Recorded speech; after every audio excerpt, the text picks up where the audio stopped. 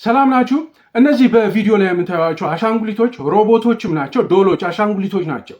እና እነዚህ አሻንጉሊቶች በጣም ሃይፐር ሪያሊስቲክ ናቸው፣ ማለት በጣም ሰው መሳይ ናቸው፣ ሂዩማን ላይክ ናቸው። ኦኬ የቆዳቸው ቀለም፣ የአፍንጫቸው፣ የአፋቸው፣ የአይናቸው፣ የጆሮቸው አቀማመጥ፣ በአጠቃላይ ስኬሌተናቸው፣ ቆዳቸው ቀለም ወዘተ በጣም ሰው መሳይ ናቸው። አንድ በህይወት ያለ ትንፋሽ ያለው ሰውና እነዚህን አሻንጉሊቶች ጎን ለጎን ብታስቀምጧቸው መለየት አትችሉም። የትኛው አሻንጉሊት ነው የትኛው ሰው ነው የሚለውን መለየት አትችሉም። ቻይና እነዚህን አሻንጉሊቶች በብዛት እያመረተች ለዓለም ገበያ ታቀርባለች። እንደዚሁም ደግሞ ለሎካል ገበያ እዛው ቻይና ሀገር ውስጥ በጣም በስፋት ይሸጣል። እነዚህ ሰዎች እነዚህን አሻንጉሊቶች ይገዟቸዋል። እነዚህ አሻንጉሊቶች በተለያየ ደረጃ ነው የሚያመርቷቸው። ለምሳሌ ወጣት ሴቶች፣ ከዛ ጎልማሳ ሴቶች፣ እድሜያቸው ከፍ ያለ ወዘተ አድርገው በተለያየ ቀለም፣ በተለያየ ቅርጽ ወዘተ አድርገው ውፍረታቸው የተለየ ቀጭን፣ ወፍራም እንደዚህ አድርገው ያመርቷቸዋል። ወንዶቹም ልክ እንደዚሁ በተለያየ እድሜ ክልል፣ በተለያየ ቀለም፣ በተለያየ ውፍረት፣ ቅጥነት ወዘተ አድርገው ያመርቷቸዋል እና በብዛት ይሸጣል። አንድ አሻንጉሊት ሮቦት $146,000 ያክል ያወጣል።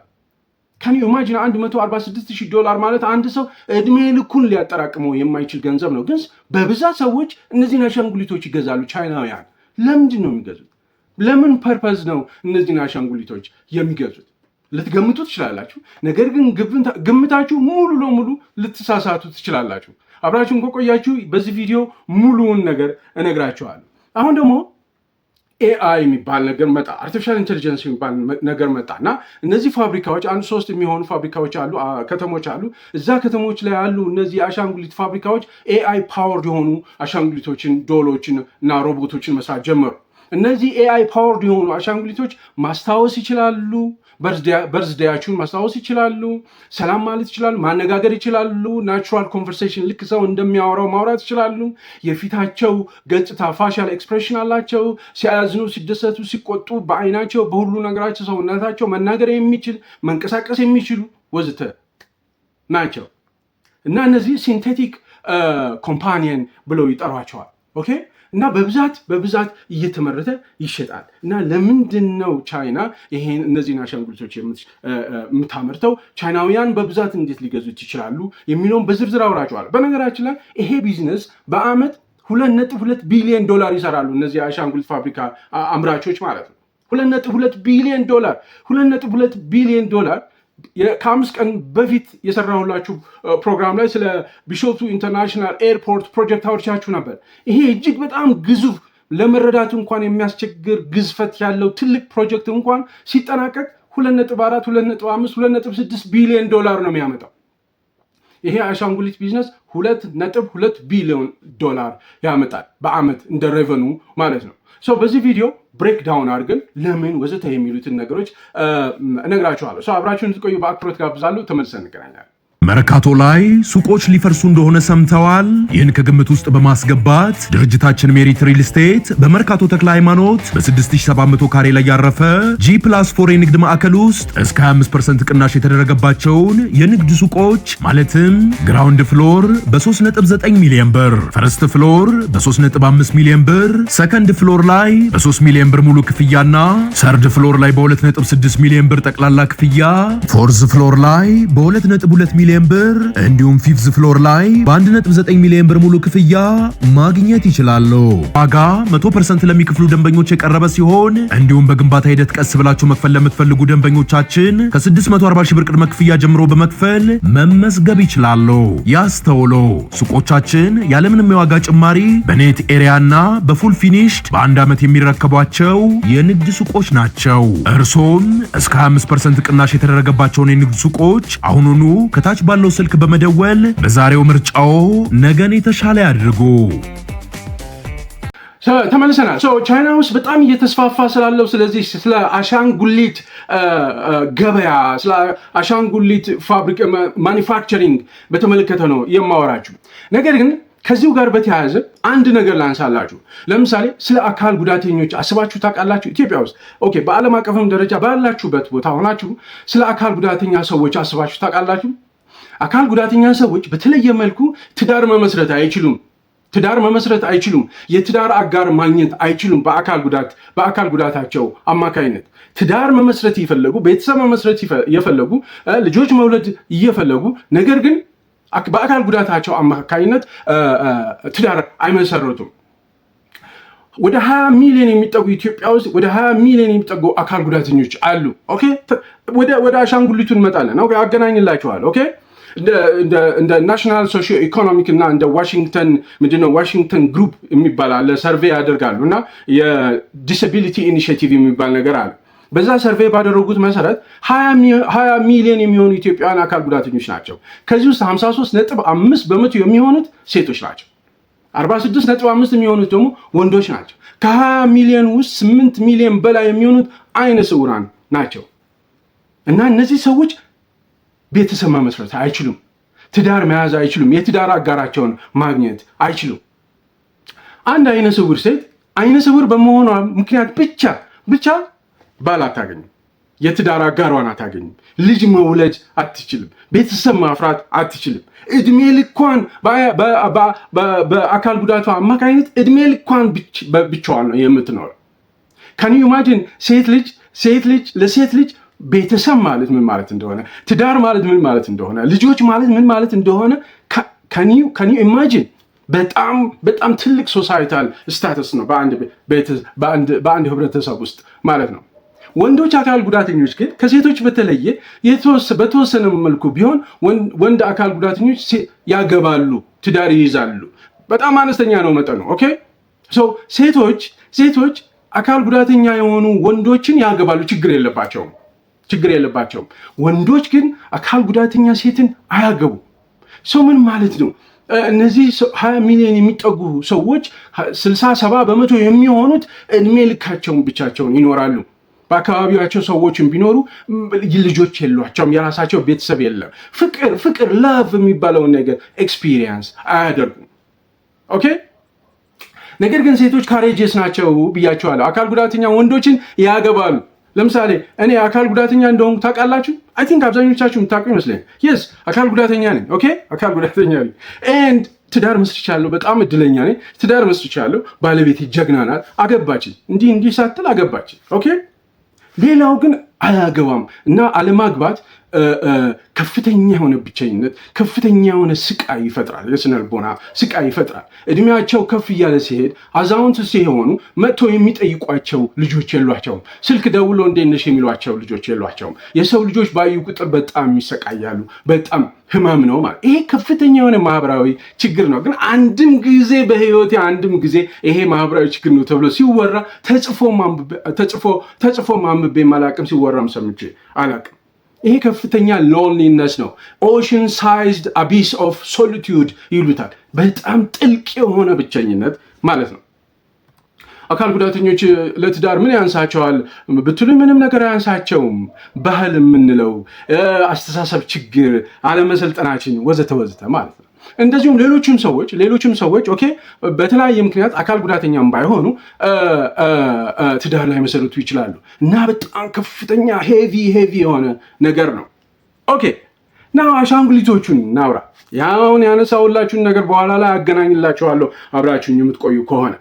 ቻይና ውስጥ ዶንጓን የሚባል ዳሊያን የሚባል ሸንዜን የሚባሉ ከተሞች አሉ። እነዚህ ከተሞች ውስጥ በጣም ሜጋ በጣም ግዙፍ የሆኑ ማኒፋክቸሪንግ ሀቦች አሉ። የአሻንጉሊትና የሮቦት ማለት ነው።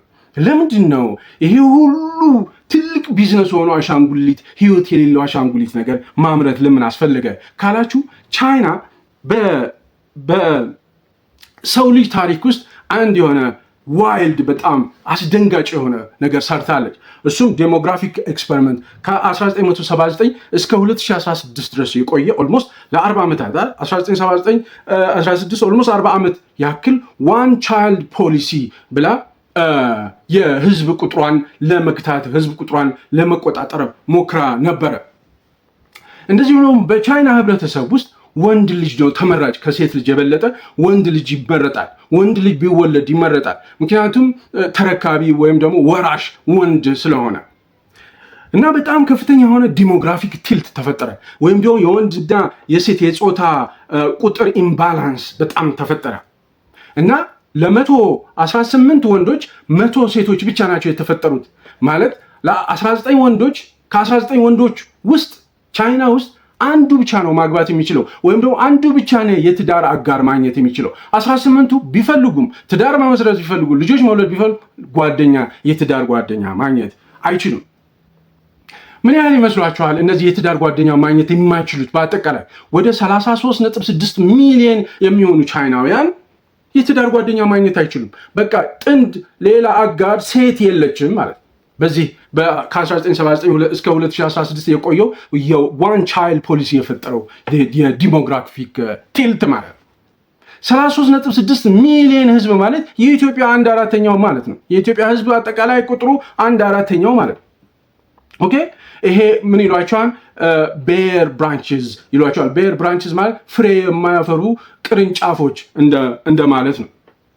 ይሄ አንዱ ሆኖ ሌላኛው ደግሞ አርባን ላይፍ በጣም ያደገ የከተሜነት ህይወት አለ። ቻይና በጣም እያደገች ነው። በጣም ኮምፒቲቲቭ የሆነ ኢንቫይሮንመንት ነው ቻይና።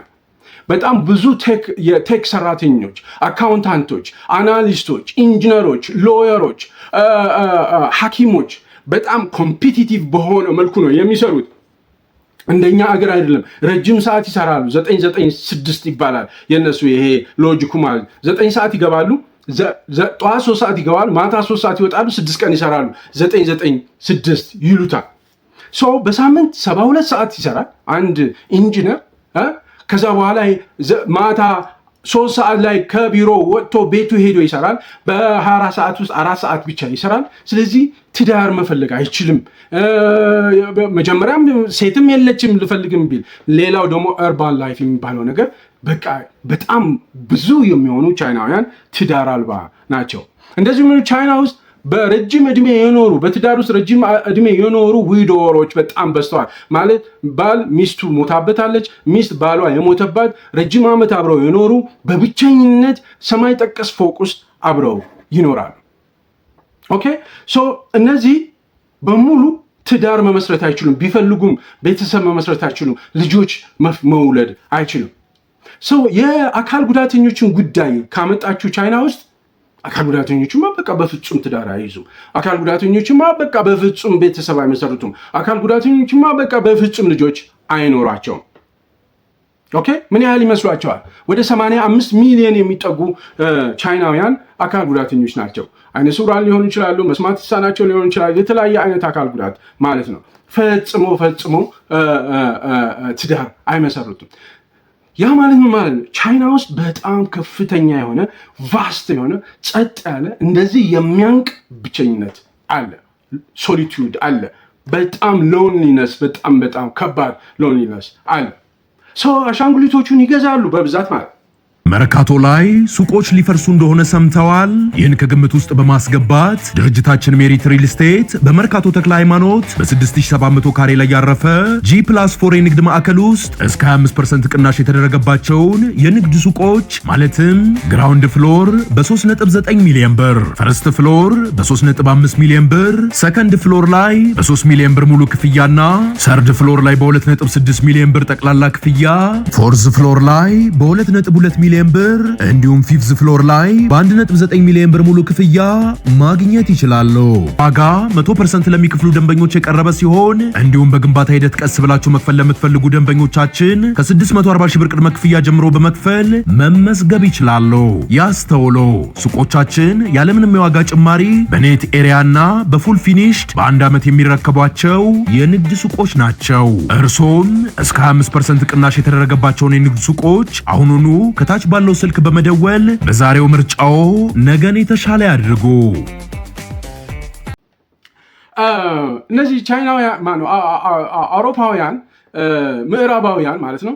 ቻይና በዚህ ልክ በዚህ ብዛት እነዚህን አሻንጉሊቶች የምታመርተው ለከፍተኛ የሆነ የወሲብ ስሜት ስላለ ነው ብለው ያንቋሽሹታል።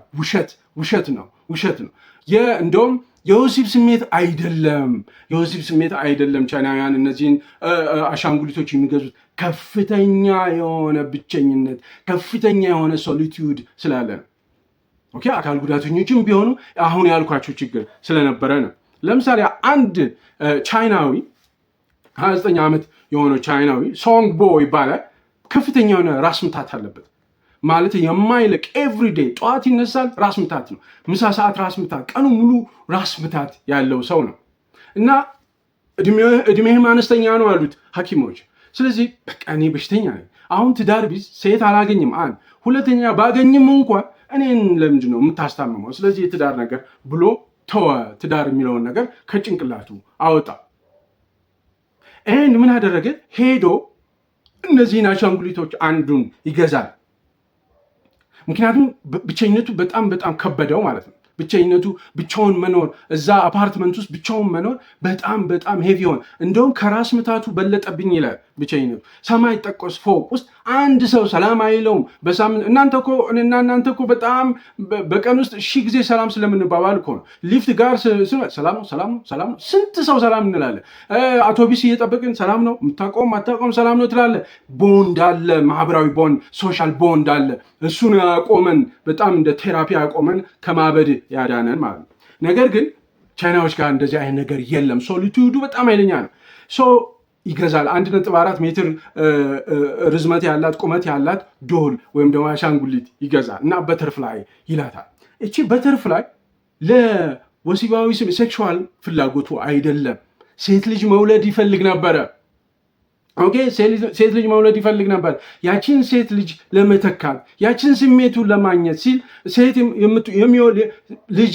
ልጄ እችን ልትመስል ትችላለች የሚለውን ፈልጎ ሄዶ ይገዛል ማለት ነው። ይህን ቤት አምጥቶ ፀጉሯን ይሰራታል፣ ልብስ ይገዛላታል። ኦልሞስት ኤቭሪ ዊክ ልብስ ይገዛላታል፣ ያለብሳታል፣ በየፓርኩ ይወስዳታል፣ ቤት ሲመጡ ያነጋግራታል፣ ያወራታል። ኢሞሽናል ፕሮጀክሽን ይባላል፣ ነግራቸዋለሁ። ያወራታል።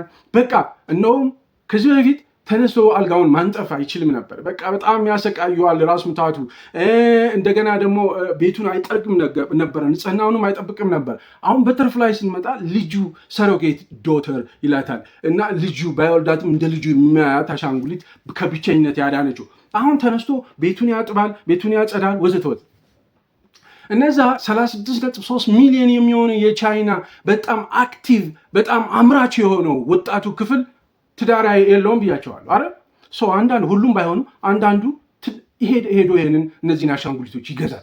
ኤአይ ፓወርድ የሆኑ አሻንጉሊቶችን ይገዛል። አንዳንዶቹን እንደ ገርል ፍሬንድ አይነት ነገር ይገዛል። አንዳንዶቹ እንዳልኩ ወንድ ልጅ በወልድ ብሎ ሲያስብ ነው የኖረው እና ወንድ ልጅ ይገዛል።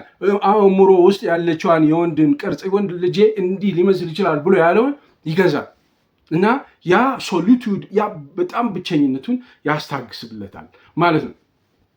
እንደዚሁም ደግሞ በጣም ረጅም ዓመት አብረው የኖሩ በትዳር ረጅም ዓመት አብረው የኖሩ ሰዎች ባልና ሚስት ድንገት ሚስት ትሞታለች፣ ድንገት ባል ይሞታል እና በጣም ትልቅ ቮይድ ይፈጠራል። 50 ዓመት አብረው ኖረው ሚስት ድንገት ትሞታለች። ሚስት ድንገት ስትሞት ሽማግሌው አዛውንቱ ባል ቤቱ ውስጥ የሚያየው ነገር በሙሉ ስቃይ የሚፈጥርበት ነው፣ ሀዘን የሚፈጥርበት ነው። ጠረጴዛው ብትሉ ማንኪያው ብትሉ ምኑም ብትሉ ሀዘን ይፈጥርበታል። ስለዚህ ሄዶ ኤአይ ፓወርድ የሆነች አርቲፊሻል ኢንቴሊጀንስ ፓወርድ የሆነች ሚስቱን የምትመስል የሚስቱ ፀጉር ያላት የሚስቱ ቀለም ያላት የሚስቱ ርዝመት ውፍረት ያላት ገዝቶ ያመጣና ቁጭ አድርጎ ቴሌቪዥን ያሉ ዜና ያሉ ኦኬ የዛሬ 20 ዓመት እዚህ ቦታ ሄደን ምናምን እያለ ከዚህ በፊት ትራቭል ያደረጉትን ነገር የገዙትን ነገር ምን ያሉትን ነገር ያነበቡትን ነገር ያዩትን ፊልም ይቀባጥርላታል ማለት ኢሞሽናል ፕሮጀክሽን ይባላል። ኢሞሽናል ፕሮጀክሽን ምን እንደሆነ ነግራቸዋለሁ። ኤንድ እነዚህ ኤአይ ፓወር ለሆኑ የመጡት ደግሞ ምን አይነት ፊቸር እንዳላቸው ደግሞ እነግራቸዋለሁ። እና አሁን ቅድም አካል ጉዳተኛ ኢትዮጵያ ውስጥ 20 ሚሊዮን አለን እንደዚህ ማግባት ትዳር ወዘተ አልኳችሁ። እና እነዚህ አሻንጉሊት ይግዙ ነው የምትለው ነው? አይደለም። እነዚህን አሻንጉሊቶች መግዛት አንደኛ ውድ ናቸው፣ አይቻልም። ሁለተኛ የሰለጠንን አይደለንም። እኛ የሰለጠንን አሻንጉሊት የገዛ እንደሆነ ጎረቤትህ ልብህን ታጠፈዋለች፣ አይንህን ታጠፈዋለች፣ ስምህን ትዘረዋለች። በመላው ኢትዮጵያ ማለት እብድ አስብላ ጨርቅን አስጥራ ልታስጠፋ ትችላለች። ስለዚህ አይደለም። ነገር ግን አንድ ትውልድ የራሱን ችግር ለመፍታት ጥረት ያደርጋል። ቻይናውያን ዋን ቻይልድ ፖሊሲ ብለው የሆነ ችግር ተፈጠረባቸው። ኦኬ ጋፕ ተፈጠረባቸው። የሴቶች ቁጥር አነሰ፣ የወንዶች ቁጥር በዛ። ከዛ ደግሞ በጣም ኮምፒቲቲቭ የሆነ ኤንቫይሮንመንት ሆነ ቻይና። በዚህ ምክንያት የተፈጠረው ሶሊቱድ ብቸኝነት ለማረጋጋት ሳምሃው ሪሊፍ ለመፍጠር ሌላ ትልቅ ቢዝነስ ተፈጠረ ማለት። እኛ ችግሮቻችንን መፍታት አንችልም፣ ለችግሮቻችን ማሰብም አንችልም። አንድ ሁለተኛ እንደዚህ አይነት አዲስ ዘመናዊ ነገር ሲመጣ ይሄ ዘመናዊ የሆነው ነገር መቀበል አንችልም። ኦኬ ሁለት መፍጠር አንችልም። እንደገና የተፈጠረ ዘመናዊ የሆነ መፍትሄ ሊሆን የሚችልም ነገር መቀበል አንችልም። ጉዶች ነን እኛ ጉዶች ነን ማለት ነው። ግን እንዲሁ እንድታዩት ያክል ነው እንድታስቡት ያክል ነው የነገርኳቸው። አሁን ምንድን ነው አንተ የምትለው? እነዚህ ነፍስ የሌላቸው አሻንጉሊቶች እቃዎች ናቸው። እነዚህ እቃዎች እንዴት አንድ ሰው ህይወት እንደሌለው እያወቀ ልጄ ብሎ ሊገዛ ይችላል? የድሮ ሚስቴ ብሎ ሊገዛ ይችላል? የድሮ ባለቤቴ ብሎ እንዴት ሊገዛ ይችላል ብላችሁ ልትሉ ትችላላችሁ። ነገር ግን ኢሞሽናል ፕሮጀክሽን የሚባል ነገር አለ። ኢሞሽናል ፕሮጀክሽን ማለት የሆነ ሳይኮሎጂካል ሜካኒዝም ነው። ያ ሜካኒዝም ሰብኮንሽየስሊ ሰማሁ አእምሯችሁን ወደዛኛው ሰው ስሜታችሁን ፕሮጀክት ታደርጉታላችሁ። ስሜታችሁን ታንጸባርቁታላችሁ። የውስጥ ስሜታችሁን፣ ፍላጎቶቻችሁን፣ ናፍቆቶቻችሁን፣ ደስታዎቻችሁን፣ ቁጭቶቻችሁን፣ ቁጣዎቻችሁን ፕሮጀክት ታደርጉታላችሁ። እነዚህ ሃይፐር ሪያሊስቲክ ሲሊከል ኮምፓኒያኖች ማለት ነው። ሰው ምን ማለት ነው? እነዚህ አንደኛ አይታዘቡ፣ ኦኬ ኢጎ የለባቸውም። ልክ አንጀጂንግ ሚረር የሚባል ነገር አለ። ምን ማለት ነው? መስታወት ላይ ትቆምና አንተ ይህን ሱስ ለምንድን ነው ማትተወው ትሉታላችሁ። መስታወት ውስጥ ለምታዩት ማንነታችሁ ትነግሩታላችሁ። ለምንድን ነው እንዲህ የምታደርገው? መስታወት ጋር አውርታችሁ ታውቃላችሁ? ከመስታወት ጋር አውርታችሁ ታውቃላችሁ? ፕሮጀክት ታደርጉታላችሁ። ስሜታችሁን መስታወት ውስጥ ወዳለው ማንነታችሁ ፕሮጀክት ታደርጉታላችሁ። አንተ ለምንድን ነው ገንዘብ የምታጠፈው? አንተ ለምንድን ነው በፕላን የማትኖረው? ስንት ጊዜ ተመካክረን ነበር፣ ለምንድን ነው እንደተመካከርነው የማትኖረው ትሉታላችሁ። ዩርሰልፍ ለሚረሩ ላይ ላለው ፕሮጀክት ታደርጉለታላችሁ። አንጀጂንግ ነው እንትን አይልም ማለት ምንድን ነው የሚባለው? አይታዘባችሁም፣ ሀሳባችሁን አይንቅም ወዘተ። ሁለተኛ ሪጀክሽን የለም። ሪጀክሽን ማለት ለእነዚህ አሻንጉሊት አንድ አካል ጉዳተኛ አይነ ስውር እንዲሁ በቃ ባል ሳላገባ ልጅ ሳልወልድ ኖርኩኝ ብላ ለጎረቤቷ ብትነግራት ምን አንቺ እዛ የሚለምን ሰው አለ አይደለ እንዴ? እንደዚህ እኛ ደግሞ እንደዚህ የምንለው ነገር አለ። አሁን አንድ ነገር ስጠይ ምንም የሌለው አለ አይደለም እንዴ እያለ ሰው ዝም ብሎ ወደኋላ እንደዚህ አይነት ነገር። ስለዚህ ሪጀክት ነው የሚያደርግ ሰው። የልብህን አትነግረውም ለጓደኛ፣ ምክንያቱም ሪጀክት ያደርገዋል። የሆነ ምክንያት ይፈጥርልሃል፣ አንተን ኮምፎርት አይሰጥህም ማለት ሰው። እነዚህ ኢሞሽናቸውን ፕሮጀክት ማድረግ ይችላል። እንዴት ነው እውነት ሊመስላችሁ ይሄ የሚችለው? እንዴት ነው? ፕሪማል ነርቨስ ሲስተም ይባላል። በጣም ኦልድ ቋንቋ ነው በነገራችን ላይ። ፕሪማል ነርቨስ ሲስተም ማለት ይሄ ፓራሶሻል ቦንድ ነው የሚሉት። ምን ማለት ነው? ፊልም ስታዩ ለምሳሌ ገጸ ባህሪያት ሲሞት ወይም ደግሞ የሆነ ነገር በዛ ፊልም ሲከናወን ታለቅሳላችሁ አይደል? በጣም ኢሞሽናል ሆናችሁ ታለቅሳላችሁ። ለምንድን ነው የምታለቅሱት? መጀመሪያ ራሱ ፊልም አይደለም እንዴ? ስክሪፕት አይደለም እንዴ? እውነተኛ እኮ አይደለም። እውነተኛ ነገር እኮ አይደለም። ለምን አለቀሳችሁ? ይሄ ፓራሶሻል ቦንድ ይባላል። ከዛ ገጸ ባህሪ ጋር ራሳችሁን ቦንድ አደረጋችሁት እና አእምሯችሁ ፕሪማል የሚባለው ነርቨስ ሲስተም ማለት የሰው ልጅ ኢሞሽኑን ኮንትሮል የሚያደርግ ወይም ስሜቱን የሚቆጣጠርበት ነው። ስለዚህ እሱ ትሪክ ያደርገዋል እና በጣም ኢሞሽናል ሆናችሁ ታለቅሳላችሁ። ልክ ኤግዛክትሊ እንደዛው ለእነዚህ አሻንጉሊቶች እንደ ልጅ፣ እንደ ሴት ልጁ፣ እንደ ወንድ ልጁ፣ እንደ ድሮ ሚስቱ፣ እንደ ድሮ ባሏ ወዘተ አድርገው ፊል ያደርጉታል። ይመጣል፣ ቀስ በቀስ ይመጣል ማለት ነው። አሁን ይሄ ኤአይ አርቲፊሻል ኢንቴሊጀንስ ተጨምሮበታል። እነዚህ አሻንጉሊቶች ላይ እነዚህ አርቲፊሻል ኢንቴሊጀንስ ላርጅ ላንጉጅ ሞዴልስ ይባላሉ። እንደ ቻትጂፒቲ አይነት ወዘተ አድቫንስድ የሆኑ አርቲፊሻል ኢንቴሊጀንስ ቀጥታ ከአሻንጉሊቶቹ ጋር ከሮቦቶች ጋር ኢንቴግሬትድ ይሆናል እና ማውራት ይችላሉ፣ ማስታወስ ይችላሉ። በርዝዴያችሁን፣ የልደት ቀናችሁን ያስታውሳሉ። የምትወዱት የቀለም አይነት፣ የምትወዱት የምግብ አይነት ያውቃሉ ወዘተ። ለምሳሌ ያ ሶንግ ቦ ያልኳችሁ ሰውዬ ቻይናዊ ራስ ምታት ያለበት ህፃን ሴት ልጅ ገዛ ብያቸዋል። ገዝቶ አምጥቶ ልክ እንደ ልጁ ነው የሚያሳድጋት ብያቸዋለሁ። ልብስ ይለውጥላታል፣ በየሳምንቱ ልብስ ይገዛላታል፣ ፀጉሯን ይሰራል፣ አካሏን ያጥባል፣ ወዘተ ወዘተ።